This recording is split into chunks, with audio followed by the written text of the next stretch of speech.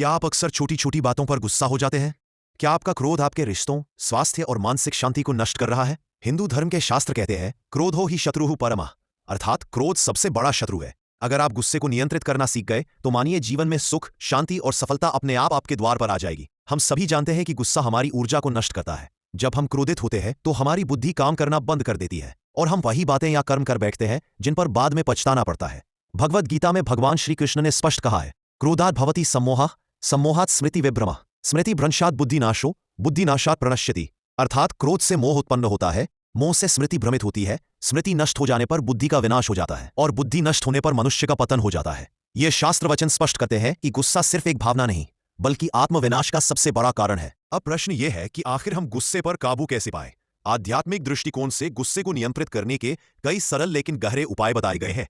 Number 1, गहरी श्वास और मंत्र जप। गुस्सा आते ही तुरंत गहरी सांस लें और ओम नमः शिवाय या ओम शांतिः शांतिः शांतिः का जप करें। यह मन को तुरंत शांति देता है और आपके भीतर की नकारात्मक ऊर्जा को बाहर निकाल देता है। नंबर 2, हनुमान चालीसा का पाठ। शास्त्रों में कहा गया है कि हनुमान जी की उपासना से मनुष्य को बल, बुद्धि और संयम मिलता है। गुस्सा आते ही हनुमान चालीसा पढ़े या कम से कम श्री राम जय जय राम का जाप करें।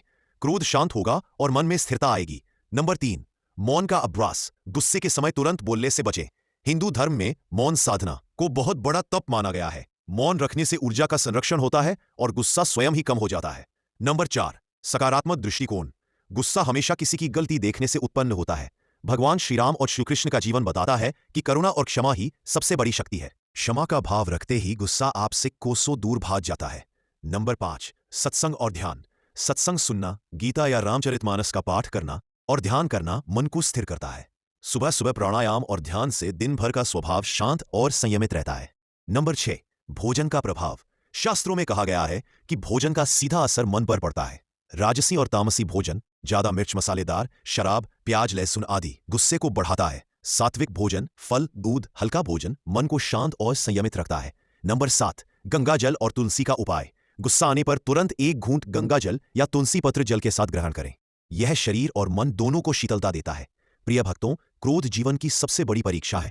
अगर आप सच में अपने गुस्से को नियंत्रित करना चाहते हैं तो आज से ही इन आध्यात्मिक उपायों को अपनाइए। याद रखिए, गुस्से पर विजय पाना ही सच्ची आध्यात्मिक शक्ति है और जब मनुष्य अपने गुस्से पर नियंत्रण पा लेता है तब वही व्यक्ति सच में धर्म, भक्ति और ज्ञान का मार्ग प्रशस्त करता रहे। तो मित्रों, गुस्सा कोई बाहरी शत्रु नहीं बल्कि हमारे भीतर बैठा हुआ दुश्मन है और इसका अंत केवल आध्यात्मिक उपायों से ही संभव है। भगवान श्री कृष्ण और प्रभु श्री राम का जीवन हमें यही सिखाता है, धैर्य, क्षमा और करुणा